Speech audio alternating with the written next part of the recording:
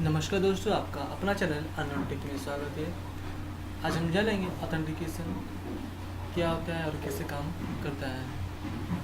तो मैंने जिसे पिछले आपके प्रीवियस वीडियो में दिखाया था कि कोऑर्डिनेटर और रेस्ट एपीआई कैसे सेटअप करते हैं अपने पीसी में, ये वीडियो उसी पे आधारित है ऑथेंटिकेशन।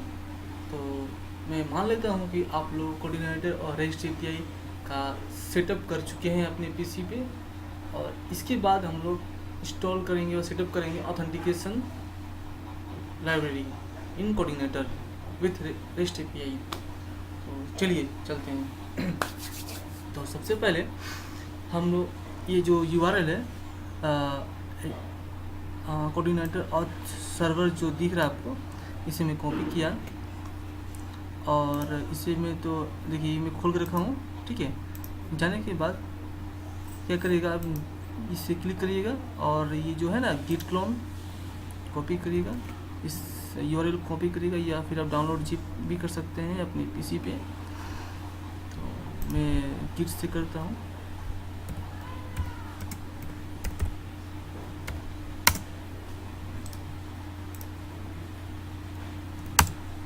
देखिए गिट क्या है कि डाउनलोड हो रहा है, तब तक जो डाउनलोड होता है तो आगे बढ़ते हैं हम लोग।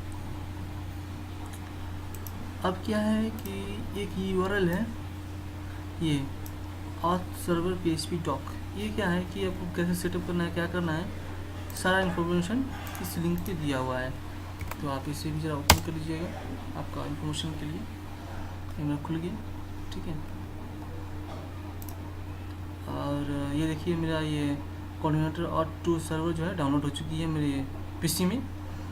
तो सबसे पहले हम लोग इसे ओपन करते हैं।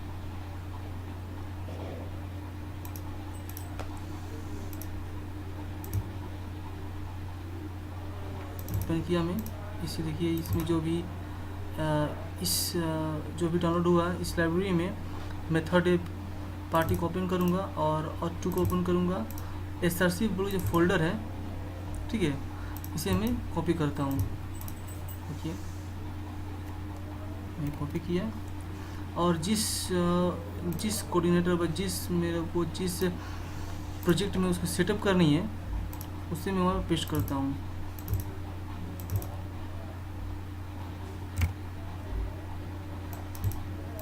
ये मैंने यहाँ पे पेस्ट किया, देखिए पेस्ट हो गया। इसके बाद से आइए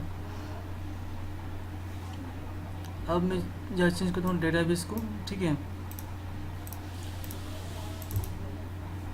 जो मेरा प्रोजेक्ट है डेटाबेस ओपन किया, ये लाइन कॉपी किया,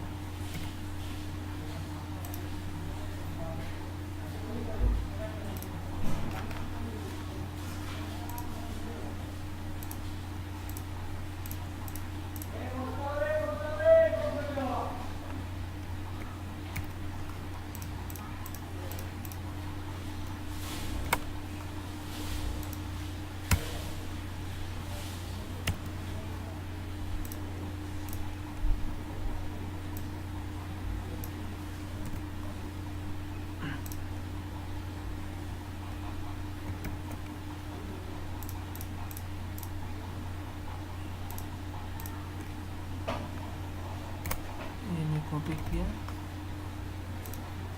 और डेटाबेस।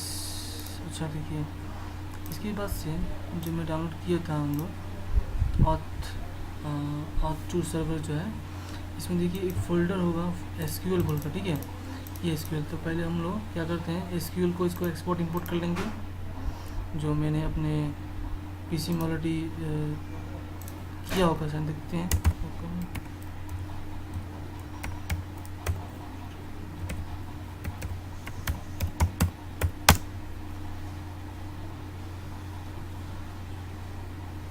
ये देखिए मैं इसे सेटअप कर चुका हूँ ऑलरेडी, ठीक है।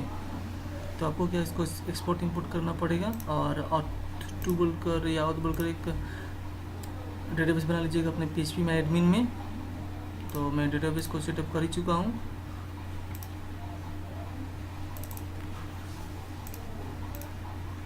डेटाबेस सेटअप करते हैं पहले।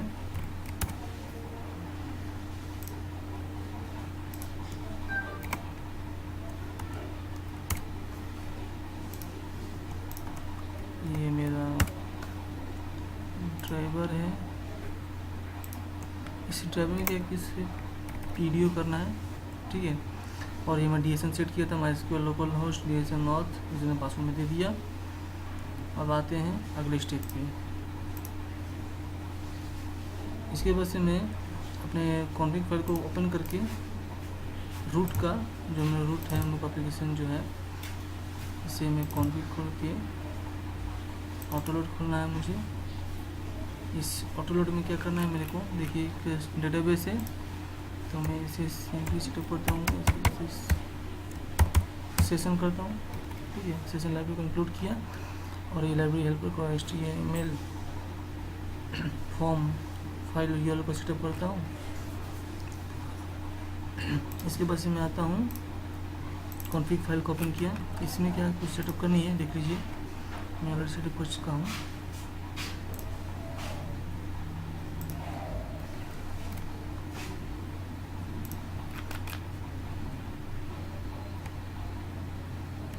ये मैं नीचे आया और मैं यहाँ पे जस्ट इसे पेस्ट किया। देखिए इसका भी इस जगह पे क्या डिफाइन किया हुआ है, config HTTP response unauthorized means 404 status में डिफाइन किया यहाँ पे, कॉन्फ़िग HTTP 200। और मैं कॉन्फ़िग में ऑथ को भी डिफाइन किया हूँ, लोकल होस्ट ऑथ डेटाबेस मेरा, user name root and password define करना है आपको कॉन्फ़िग में। और इसके बाद क्या करते हैं हम लोग, देखते हैं अभी हम लोग, तो ये आपका ऑथेंटिकेशन वगैरह जो भी लाइब्रेरी है सेटअप हो चुका है, ठीक है। अब चलते हैं हम लोग पोस्टमैन में, ठीक है। ये रहा मेरा पोस्टमैन ओपन हो चुका है। तो सबसे पहले हम लोग क्या करेंगे, यहाँ पे जो पोस्टमैन ओपन होता है तो ये डेस्कटॉप दिखता है, तो यहाँ में हम लोग करेंगे और 2 करते हैं गेट न्यू एक्सेस टोकन। करने के बाद देखिए ये URL में दिया REST API src और to request.php को ये हिट करेगा। और URL में एक्सेस टोकन URL जो है मेरा जो भी लाइब्रेरी है, मेरा कंट्रोलर है, मीन्स ये मेरा टोकन URL कंट्रोलर है, आपको मैं कंट्रोलर में दिखा देता हूँ। कंट्रोलर में दिख रही कि मैं फोल्डर है टोकन और API, ओके। तो पहले मैं टोकन दिखाता हूँ आपको, टोकन कंट्रोलर है। इसमें क्या रिक्वायर करना है मेरे को, src और ऑटो लोडर को मैं हिट किया, जो ऑटोमेटिक स्क्रीन करने से ऑटो लोडर लोड होगा। और कंस्ट्रक्ट जो फंक्शन है मैंने डिफाइन किया DSN MySQL डेटाबेस नेम जो भी दिया, और से मैं खींच रहा हूँ, ले रहा हूँ, यूज़र नेम पासवर्ड दिया और ये और 2 रजिस्टर देना है। और ये सारा जो इन्फॉर्मेशन है मैं यहाँ पे सेटअप करके दिख लीजिए, यहाँ पे मैं दिया हूँ। इसके बाद से जो टोकन पोस्ट है और टू सर्वर हैंडल टोकन और टू रिक्वेस्ट क्रिएट ग्लोबल को यहाँ पे सेटअप करना है सेम पे, ठीक है। अब देखिए आते हैं हम लोग आपके पोस्टमैन में दिया, और यहाँ पे क्लाइंट आईडी वगैरह जो भी है आपके क्लाइंट यूजर में देखिए टेरेंट पास में क्लाइंट, और ये क्लाइंट आईडी ये दिया और ये पासवर्ड में ये दिया।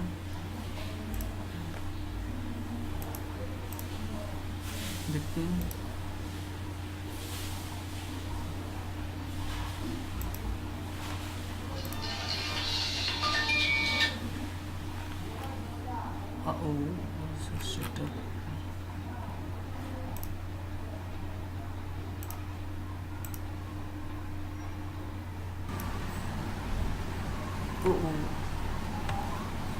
डेटाबेस ड्राइवर के बाद यहाँ में सेटअप किया है, ड्राइवर का हो गया था। इसके बाद मैं करूँ न्यू एक्सेस टोकन, पोस्टमैन पे क्लिक करूँगा। करते ही मैं यहाँ पे अपना URL दूंगा, REST API source authentication request.php, और ऑथेंटिकेशन जो है टोकन URL में दिया, यहाँ पे मेरा टोकन जैसे कंट्रोलर मेरा है, ठीक है। और मैं दिया client ID unknown take and password 6, देखिए आप पोस्ट करता हूँ, देखिए टोकन इज बीन क्रिएटेड। ठीक है, करने के बाद क्या है, इसे क्लिक करिएगा, क्लिक करते हैं आप इसे यूज़ हीडर करिएगा और यूज़ टोकन करिएगा। टोकन करते ही मैं टोकन यूज़ किया, करने के बाद मैं इसे क्लिक करता हूँ। अब देखिए ये क्या है कि मेरे को एरे दिखा रहा है, ये एरे क्या है, मिल गया। और मैं डिटेल्स में आइए, डिटेल्स में देखिए ये मैं किया, देखिए database has been to created. अगर मैं इसे एक्सपायर कर देता हूँ, अगर मैं इसे एक्सपायर कर दिया, अगेन मैं इसे अगर पोस्ट करता हूँ, देखिए मैसेज देगा row not found, is not found, unauthentic and status 401 unauthorised, means जो मैं कंपनी में डिफाइन किया था वो वहाँ से वो स्टेटस को ले रहा है। अगेन मैं एक टोकन क्रिएट करता हूँ, मैं टोकन क्रिएट करता हूँ, पासवर्ड दिया, यूज़ किया, टोकन ले लिया और इसे मैं हीडर में यूज़ किया, यूज़ टोकन। अगेन मैं यहाँ से फर्स्ट पोस्ट करता हूँ, ये देखिए ये मेरा जेसन पूरा फुल्ली रिटर्न दे दिया। User found developer maintain by unauthentic status 200। इसके कंट्रोलर में देखिए, कंट्रोलर में मैंने क्या लिखा था, ये है आपका कंट्रोलर में ओपन करता हूँ, टोकन और एपीआई। टोकन में क्या है, जब मैं हिट कर रहा था टोकन में, तो टोकन में क्या है कि जस्ट यहाँ पे 2 लाइन को डिफाइन करनी थी, DSN कॉन्फ़िग में डिफाइन किया था। और ये जो भी ये जो लाइब्रेरी है इसे डिफाइन करना होता है। देखिए ग्रांट टाइप दिया, टोकन फंक्शन है, टोकन पोस्ट जो मेथड मेरा है ये है हैंडल टोकन रिक्वेस्ट, यहाँ से वो ग्लोबली रिक्वेस्ट करके वो डेटाबेस में इन जाएगा। और API जो कंट्रोलर में रहा है, जहाँ से यूज़र में गेट कर रहा था, ये मैं सारा डिफाइन किया। इसके बाद से देखिए यूज़र गेट का जो फंक्शन है, ये मेथड मेरा है, डेवलपर में एरे बनाया। और यहाँ देखिए यहाँ पे एक फंक्शन है, इफ़ वेरिफिकेशन जो है, इफ़ टोकन नॉट फाउंड, जैसे अगर नहीं मिलेगा टोकन तो इज नॉट फाउंड, और स्टेटिक रिस्पॉन्स अनऑथराइज देगा, जो कॉन्फ़िग में डिफाइन किया हुआ है मेरा, कॉन्फ़िग में देखिए डिफाइन किया हुआ है। इसके बाद से अगर ये मिल जाता है टोकन, अगर ये मिलता है मेरे को टोकन, तो ये इस एरे में आके शो करेगा। वीडियो देखने के धन्यवाद। आपको ये वीडियो पसंद आए तो प्लीज़ कृपया लाइक और शेयर करना ना भूलें, और मेरे वीडियो को सब्सक्राइब करना, तो प्लीज़ मेरे वीडियो को सब्सक्राइब करिएगा। Thank you.